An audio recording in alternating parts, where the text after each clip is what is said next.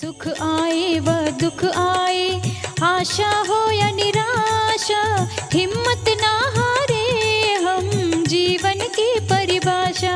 जीवन की परिभाषा, अद्भुत परिभाषा, बहुत समभाव में रहने वाली, पूरे परिवार को पोषण देने वाली, सबके सुख दुख का ख्याल रखने वाली परम पूज्य माताएं, बहनों और ऐसे स्नेहिल बंधु के मुखिया मुखसो चाहिए, खान पान सुएक, बालक पोषत सकल अंग, तुलसी सहित विवेक। ऐसे बंधुओं को, साधकों को नमन करता हुआ लाला बाबू, भारतीय पुराण वांग में, इतिहास में दो अहिल्याबाई बहुत महान हुई। अहिल्याबाई एक जो मूक बन गई थी, जो पत्थर जैसी बन गई थी, और भगवान मर्यादा पुरुषोत्तम श्री राम भगवान ने उनको बोधि प्रदान की, उनको आत्मबल प्रदान किया, उनको तेजस प्रदान किया। और एक अहिल्याबाई इंदौर की राजमाता, ऐसी महारानी राजमाता अहिल्याबाई होलकर, जिन्होंने भारत वर्ष और विश्व भर के मंदिरों का जीर्णोद्धार किया। ये मंदिर बने रहने चाहिए, ये उपासना के स्थल, ये आस्था के स्थल, ये श्रद्धा की पारणियों के स्थल, ये विश्वास के स्थल। मालवा प्रांत की रानी निडर वो, न्याय का मान बढ़ाया था, देवी अहिल्या को है वंदन, राजधर्म को निभाया था। राजधर्म, सेवा धर्म, करुणा धर्म निबस से एक अन्य अहिल्याबाई का फोन आया था।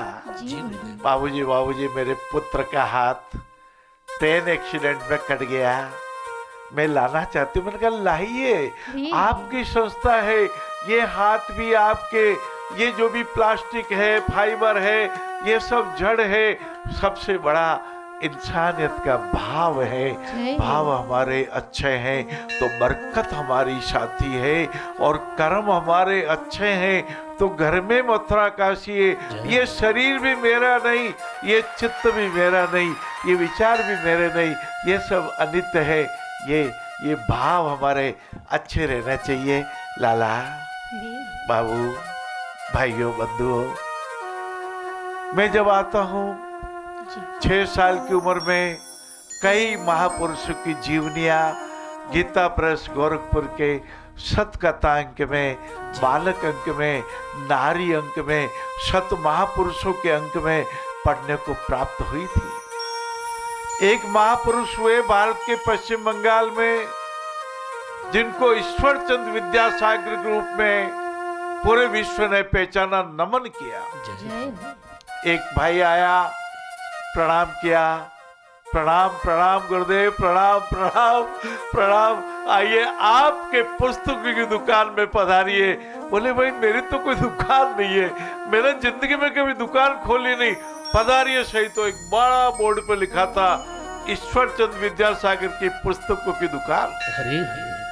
आश्चर्यचकित विद्यासागर जी ने सुना, वो युवा बोलता चला गया, 15 साल पहले मैं भिखारी की तरह आपके पास हाजिर हुआ था, मैं भूखा था। मैंने कहा बाबूजी, एक पैसा मिल जाए तो मेरी भूख, मेरी माता भी भूखी है, मैं भी भूखा हूँ, घर में अन्न का दाना भी नहीं है। आपकी आंखों में एक चमक देखी थी मैंने, आपने कहा था मैं तुझे 3 पैसे दे दूं, एक पे कुछ व्यवसाय करना, एक पर माता जी के लिए औषधि लाना, एक पैसे का अन्न लाना। बीज बोया गया 15 साल पहले, युवक बोलता गया, मैंने आपके शुभ नाम से पुस्तक की दुकान खोली, सरस्वती माता की अभ्यर्थना की, ओ दयामयी देवी वरदे, माता तू रोम रोम में उठे तरंगे। हे माता, हे माता, हे सरस्वती माता, ऐसी कृपा करो। आ मानस मराल सनात हो, भारवाही कंठ के साथ हो। आ सेवा के लिए सज साज तू, माँ मुझे कृतकृत्य कर दे आज तू। समाज सुधारक लेखक अनुवादक, शिक्षा ज्ञान की थे गागर। बंगाल में था जन्म लिया ईश्वर चंद्र विद्यासागर। कभी कहेंगे ये मेरा केला बना, अरे तेरा केला कैसे हुआ कैलाश अग्रवाल? तेरा शरीर ही नहीं है, तेरे विचार ही अपने नहीं है, तेरे भाव भी अनित्य है। ये केला भी प्रभु का और प्रभु को अर्पण तेरा, तुझको अर्पण क्या लागू मेरा। बहुत प्रेम से कहते हैं। विदुर पत्नी ने केले के छिलके जिमा दिए थे और योगेश्वर भगवान कृष्ण ने, जिन्होंने गीता में स्थित प्रज्ञ हो, हमेशा के लिए प्रज्ञा जग जाए, हमेशा के लिए अनित्य भाव आ जाए। मैं नहीं, मेरा नहीं, यह धन किसी का है दिया, जो भी अपने पास है वह धन किसी का है दिया। एक बार बाबू, एक गुरुजी ने एक फल दिया, भोग लगाओ भोग लगाओ भोग लगाओ। कैसा लगा? बहुत मीठा, बहुत मीठा। और गुरुजी ने वैसा ही फल जिमा, एकदम खट्टा। गुरुजी ने कहा, लाला एक टहनी पर 2 फल लगे, मेरे को फल खट्टा लगा, तुम्हारा मीठा कैसे हो गया? और विस्फारित नेत्रों से हाथ जोड़ करके प्रणाम करके शिष्य ने कहा था, गुरुदेव आपने इस फल के पहले हजारों बार मुझे मीठे फल जिमाए। अरे कभी मुझे सिर पे हाथ रख के आश्वासन दिया, कभी मुझे आशावान बना दिया, कभी भूखा था तो भोजन करा दिया, कभी मैं लंगड़ा के चलता था मेरा पेट ठीक करा दिया। आज एक फल यदि खट्टा आ गया तो क्या हुआ? मैं तो मीठा ही बोलूंगा, मैं तो मीठे फल कई बार खिलाए, भाव मधुर कैसे भूलूं। एक फल कड़वा जो निकला, कड़वे वचन में क्यों बोलूं। लाला, माताओं बहनों, मैं आपके पास इसीलिए आता हूं, अपनी ये भूमि, मन की भूमि, ये भावों की भूमि, ये वाणी की माता, ये कर्मों की माता अच्छी रहनी चाहिए। हर किसान अपनी खेती को जोत करके अच्छी रखता है।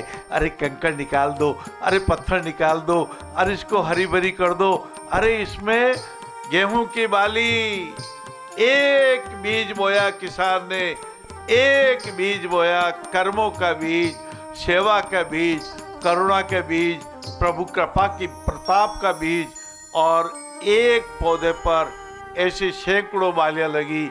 हर बाली में कई गेहूं के दाने।